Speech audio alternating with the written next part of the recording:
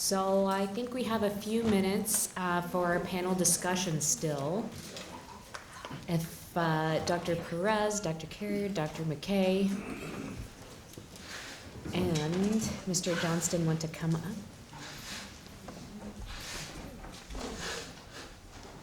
So does anyone have any questions for our panelists? I know it's late in the day.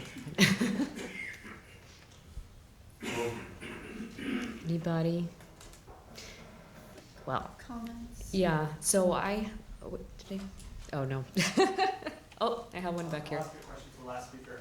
If I understood correctly, you resected some tumors from the CTGF treated patients versus the ones that were not treated with the CTGF antibody. Did you see any difference in the histology of the tumors? Was the microenvironment changed? So yes, we're studying the resected tissues, of course. We're very interested. There were 9 resected, 8 in the pamrevlumab treated group, and 1 in control.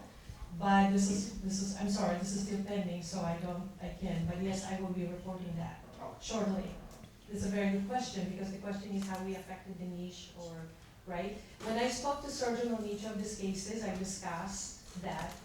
I was interested what they felt, because if you affect adhesion, you may actually be able to pull the tissue instead of resecting, or needed to reconstruct because you resected with the blood vessels, right? So they said it felt softer and it was easier to pull, but this is anecdotal. So I will have extensive, this tissue, which is 9 patients, but I will have much more in phase 3 to report. Dr. McKay, you mentioned in your patient description that some of them had bone mets and/or liver mets. Yeah. How did those patients? How are those patients doing? So we haven't done subset analyses specifically on the 20%. That's to come. The numbers are small, because 20% of the population, so not too many patients actually having bone and liver. And actually, if you tease out the bone and liver, we combine them into one, because independently, the numbers were small for individually bone and individually liver.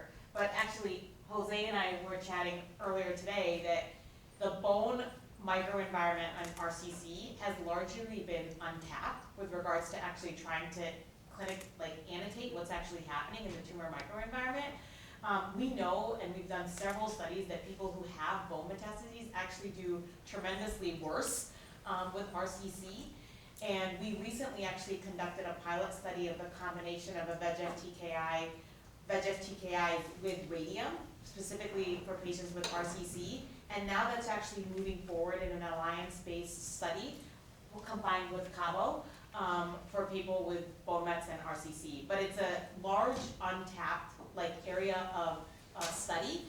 And a lot of these patients undergo SREs, they have some health-related events, they've had surgeries done. So something that we're actually looking into doing right now is actually trying to basically get archival specimens of people who have RCC and have had bone mets, and actually just try to, one, annotate the immune environment within the bone tissue, and just try to learn more. But it's certainly a field it hasn't been explored in the past, but I think there's new kind of interest in trying to do that. Yeah. It's so difficult that you cannot measure response in the bone the same way that you measure response in other parts of the body, because how can you define complete response in the absence of a bone biopsy? Yeah. So starting from the point that we need to learn how to measure the efficacy of the treatments, that's the level of not knowledge that we have right now. In that pilot study that we did, we incorporated PET-CT imaging and included PERSIST criteria as opposed to RECIST criteria for assessing bone response. And actually, the PET-CT seems to be a much better marker of response in the bone in RCC than bone scan is just terrible, because, these patients have lytic lesions, but it's much better. So that is something that's actually being integrated into the alliance study, but for cost reasons, we can't get a free PET scans for everybody at every single time course. So it's going to be kind of at the discretion of insurance. So it is going to be limited, but we're trying to incorporate it. Yeah. Good question. Anybody else? Panel questions? I have a question for Dr. McKay. So, regarding your recent trial that you presented at GU ASCO, how did you define, and this may have been in there and I just missed it, the PD-L1 positivity? Yeah, so it's basically based on what's been previously defined in the field with regards to RCC. So we basically stained tumor cells for PD-L1, and staining basically above 1% of the 1%. cells was defined as positive. Now, with regards to atezolizumab, the atezolizumab is kind of, studies that were done in atezolizumab did PD-L1 positivity was determined based on PD-L1 staining of immune cells, specifically for atezo, not for the other checkpoint inhibitors, but that is currently underway. Yeah. It's a lot of nuances. Yeah, it's funny. The reason I asked is that similar to RCC, PD-L1 is just being sort of noted to be a really important predictor of immune response in breast cancer. And our major trial that's shown improvements in overall survival in TNBC in Passion 130, same kind of situation. The atezolizumab was used, and they were defining it as the tumor infiltrating lymphocyte positivity of greater than 1% versus 1% of the tumor staining, and you know, it's hard to piece out what the significance and difference between the two may be as far as response. But we're hoping that actually, I don't know if Shelley's in the room, but we're hoping that we're gonna basically be sending up specimens to Genentech to run their antibody on the samples as well, so we can kind of look at the concordance between staining with basically Gordon Freeman's antibody at the Dana-Farber of the immune cells, the tumor cell of the immune cells, and also Genentech's antibody.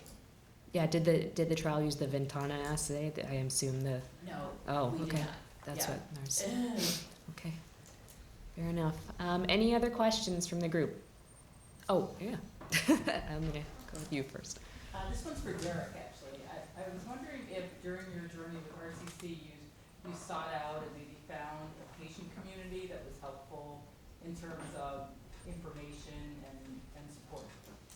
I thought, no, I don't know if I made a conscious choice, but early on, I wasn't too big on reading up or looking into anything.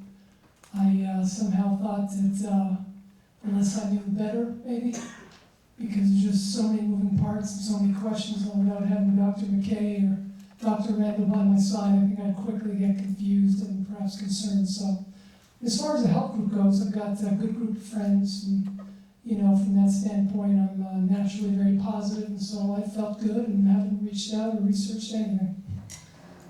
Thank you for sharing your story. It's a pleasure, thank you. Oh, no, our last question just went away. Anybody else? Okay, with that, I think we'll move on to the next session. Thank you. Thank you, panel speakers.